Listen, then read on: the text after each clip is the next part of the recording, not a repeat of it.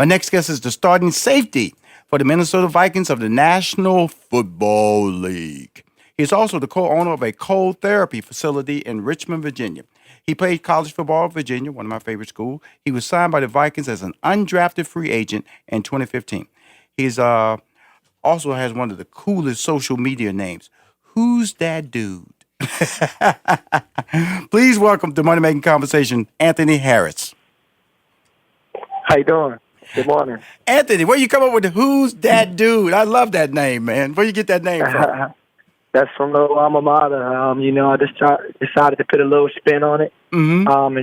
Instead of spelling it WHO, I decided to go, with how my alma mater spells who's, and kind of correlate that to my university as well. So that's part of branding, huh? Just you're a branding guy, you're a marketing guy. What's your degree background?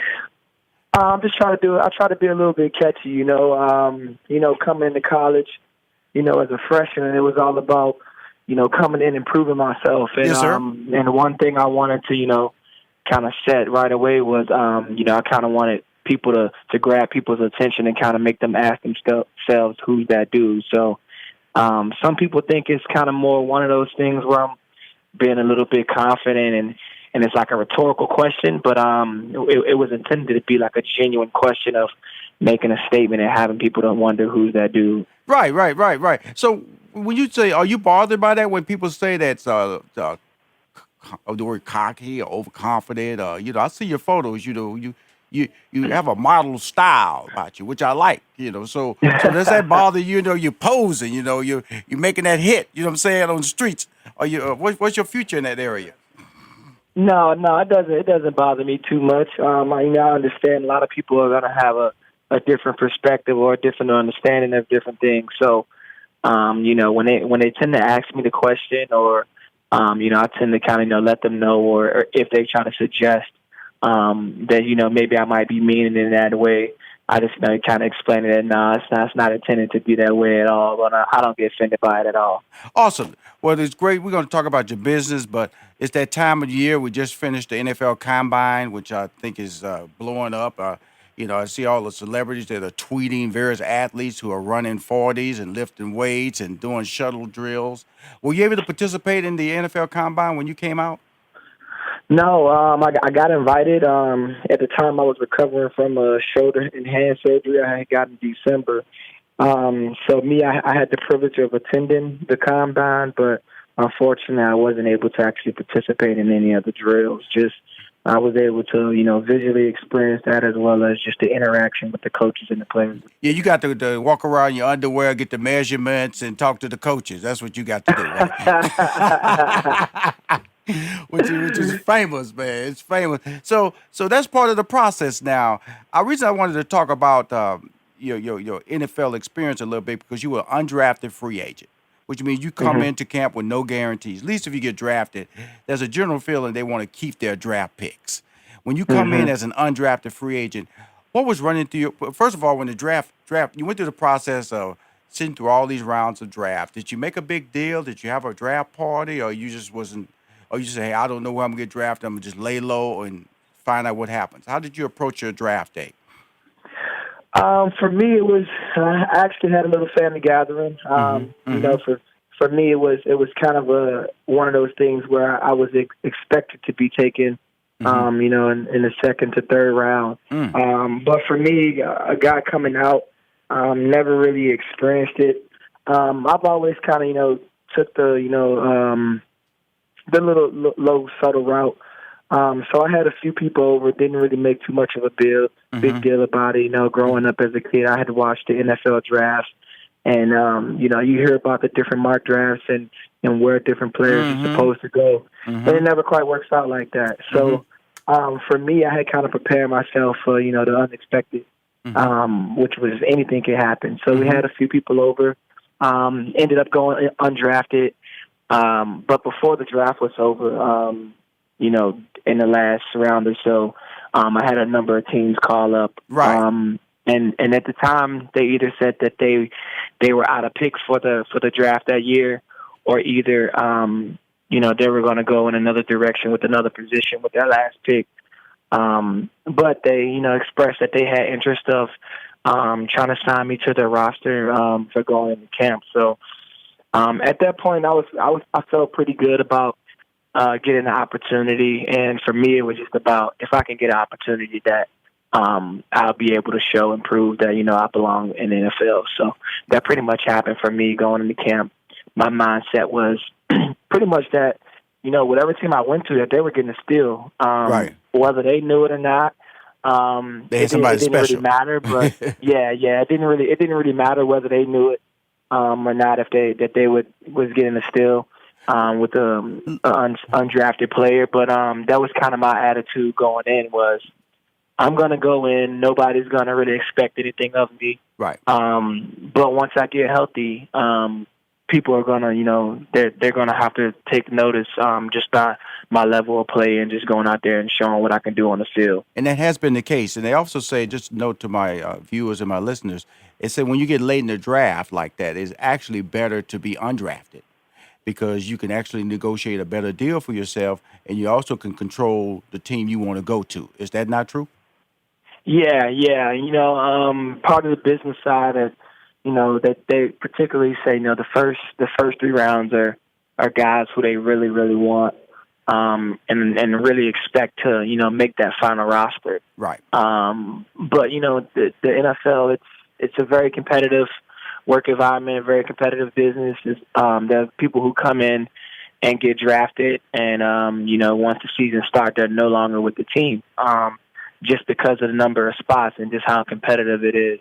But the later rounds, those guys, they go in and get opportunity. But at the same time, being able to go in as a free agent, it does the one advantage is kind of controlling what situation you go into. But at that point, if you fall in the free agency category, then you're pretty much got to compete wherever you go anyway. Yeah. The last 2 years, I'm a big football fan, so when you talk about a talent like you, it's all about transitioning. What do you do when you're not hitting somebody? What do you do when you're not playing football? And I'm assuming that what you're doing, opening this cold therapy facility in Richmond, Virginia, is part of that transition and small business that you're trying to create for yourself, correct? Yeah. It's about creating that opportunity, creating that platform, for you to be successful, and that's successful on the field. You have to, translate that to off the field as well. So, in season and off season, that stuff translates from diet down to recovery as well. Going into tough workouts and being able to, finish up your day and get your body ready to go the next day. That's just as important. So for me, I decided to, I used the cryotherapy business,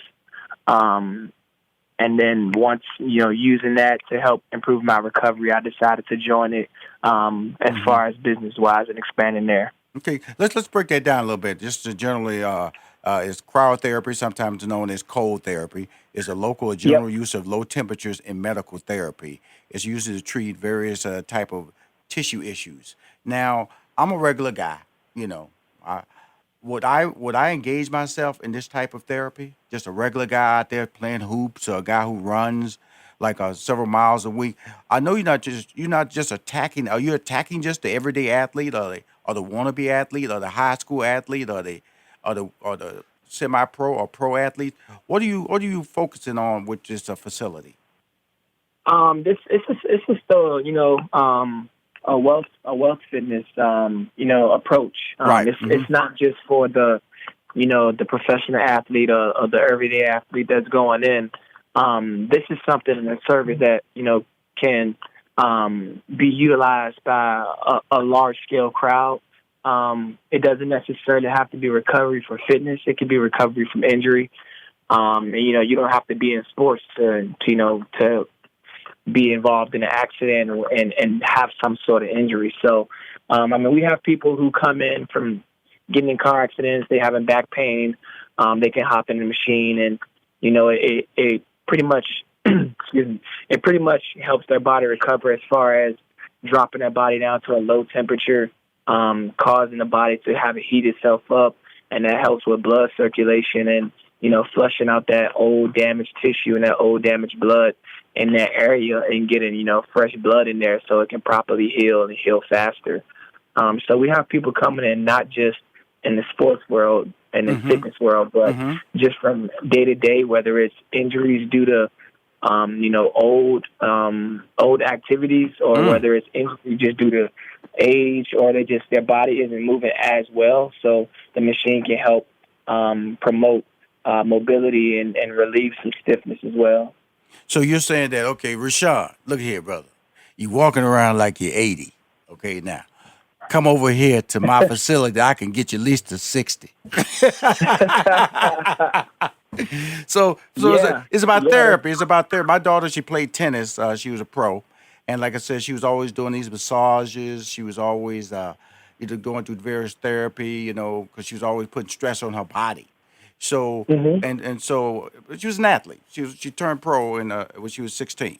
So with that being said, how would I have incorporated this into her process of recovery or ongoing weekly therapy? yeah. You can go a number of ways about it. Some people, they use it as a day starter. They come in the morning and they get in, and right away, that circulation, it brings you a lot more energy right away. That circulation throughout your body brings you energy to your limbs, pushes oxygen to your brain. So it Mm. kind of gets you going right away and gets you really alert. But, with the joints and the muscles and different things like that, with that extra oxygen and blood flow rushing through there, it allows for more mobility. Mm-hmm. So that's how it helps with recovery. Sometimes when you lift, you're sore, or just from day to day soreness. You have a long day at work, or you're sitting down a lot, and you notice that your knees or your ankles tend to get stiff on you. Mm-hmm. If you can come in and utilize that in the morning, that's something that can get you going, That's pretty hot. and get you off to a That's pretty start. hot. I'm on the phone with who's that dude? That's the starting safety of the Minnesota Vikings, Anthony Harris. When we come back, I want to talk to him about my favorite restaurant in Richmond, Croker Spot. You go there, Anthony? Croker's? Yeah, I've been there a few Come times. on now. We're going to talk about it. We're going to talk about it. More money making conversations. Hi, this is Rushion McDonald. I'm back. I'm talking to my man, who's that dude? That's his social media handle. I think is one of the coolest handles I've seen out there. Being a guy who's about brand building and about marketing, the way you can get it rolling is by having something unique. And who's that dude is very unique. It is tied to the starting safety of the Minnesota Vikings, Anthony Harris, who's based out of Richmond, Virginia, correct? Yep, Richmond, Virginia. Okay, but now, before we even get rolling anymore, see, I had this thing on my website called Rushion Eats, because I'm a foodie, and I travel all over this country. Whenever I get to Richmond, I gotta stop by Croker's Spot Restaurant, one of my favorite restaurants in the country. Come on, Anthony, I know you go there, don't Yeah, I go to Croker Spot a good bit.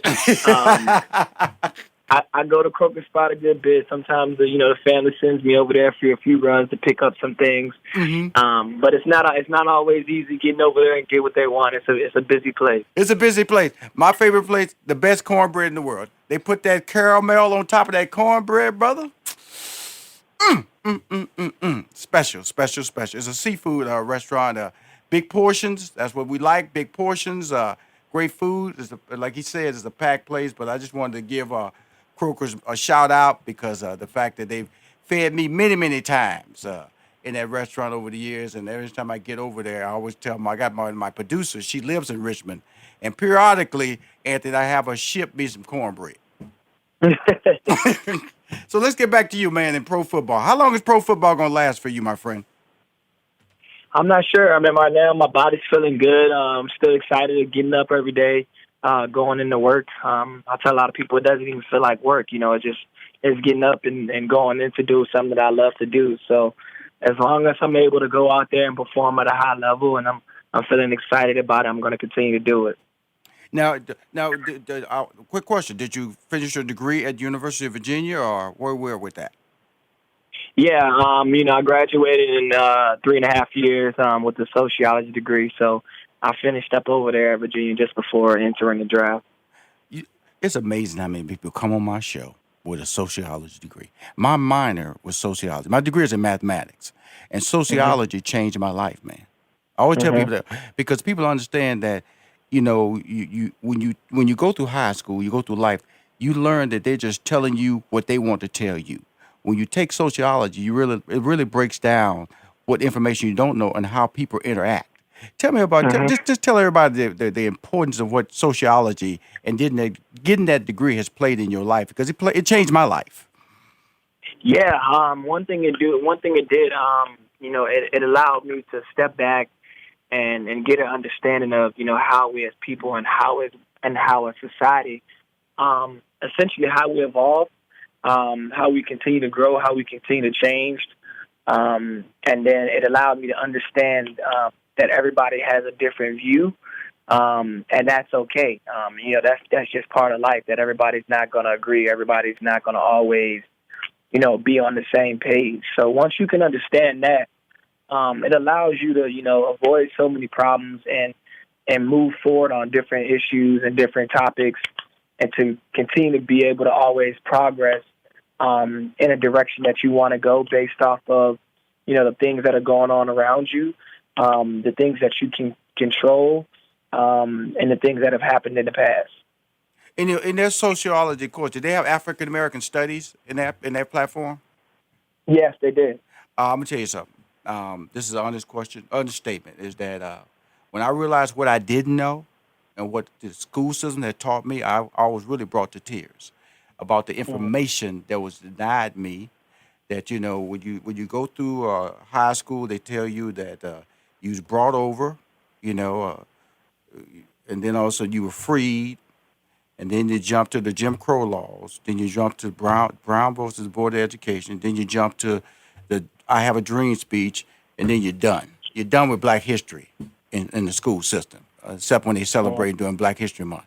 If you have the chance, anybody, black or white, if you have a chance to take a sociology course, I always recommend people to do that. It changed my perspective. Like I said, I'm very successful what I do in life, but it's also tied to the fact that I have a very open mind when I look at people. I have a clear understanding that life is about opportunity and what you take. Race does play a role. Uh, where you're born does play a role. How much money you have does play a role. But if you are willing to put forth an opportunity and set all that aside, set all that and ignore it and realize that, look, I'm going to die black. I'm going to die.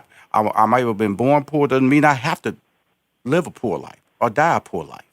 And that's what sociology did for me. It made me really realize that the limits that I put on myself can be self-imposed. Do not allow society to dictate to you who you should be based on your race, based on your economic growth, based on the system that tells you where you should be. And that's what it brought to me. And I'm so proud whenever I speak to someone who's been influenced by sociology, because I know, Anthony, you're a better person because you, not saying that people who don't take that degree, but you have a better insight onto life because of what sociology brings to you. Mhm. Now, after that little soapbox moment, let's get back to you.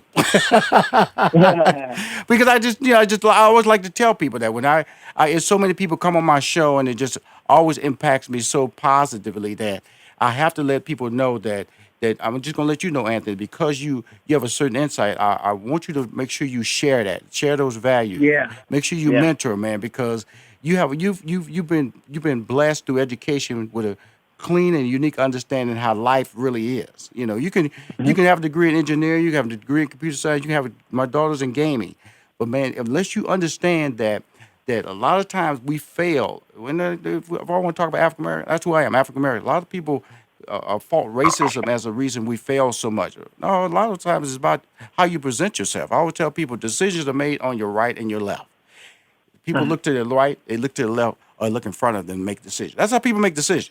You never look behind you to make decisions. You never go, oh, let me go. No, nobody ever turns around to make a decision. They look to the left, they look to the right, they look in front of you. Your job is to be on the left or right and in front. Now, you know that for a fact as an athlete. If you want to Yep. make the coaches or impress the coaches, you have to be in front of them. You have to do action. You can't be over there drinking water on the sideline all the time. Otherwise, they're gonna go, "What does he do? Oh, he drinks water really good, coach. Okay, we won't play him." And so that's what life is. And so do you correlate what you do as a professional athlete to what happens, what you can do as an everyday person? Are you able to correlate that? Yeah. There's a lot of things that carry over, not just from football, but as an athlete in sports in general, that you can carry over to life.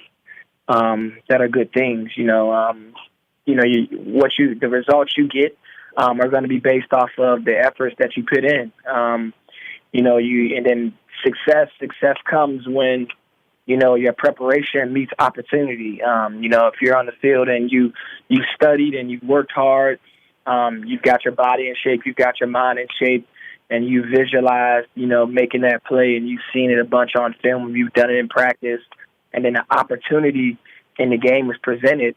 If you're prepared, you're going to go and make that play. That's just like in real life, if you're prepared when you go and work every day, or if you're prepared with the right attitude, if you go into a situation and it could be negative, as long as your mind is right and you're prepared and understand how to handle adversity, you will be all right in that decision, in your decision making, and then controlling the results as much as possible. Cool.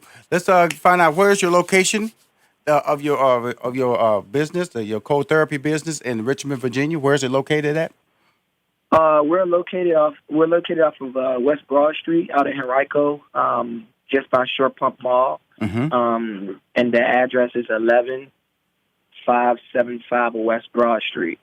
We have a phone number to the business? Yeah, we have a phone number. If you want to call in and get locations or either schedule an appointment, it's 804-562-4009. It always says, and that's Cryova. Cool. So give us that number one more time, Anthony. I apologize for interrupting you. It's 804 Mm-hmm. 562-4009. We've answered the question about regular people, everyday people, athletes. So it's a very diverse opportunity here. But before we leave, I want you to talk about your foundation and what it means to you and why you got it started. Yeah, the One Love Foundation. It unfortunately in 2010, a young lady who attended the University of Virginia just before I arrived on campus. She was a student athlete, and she was in a relationship with another athlete.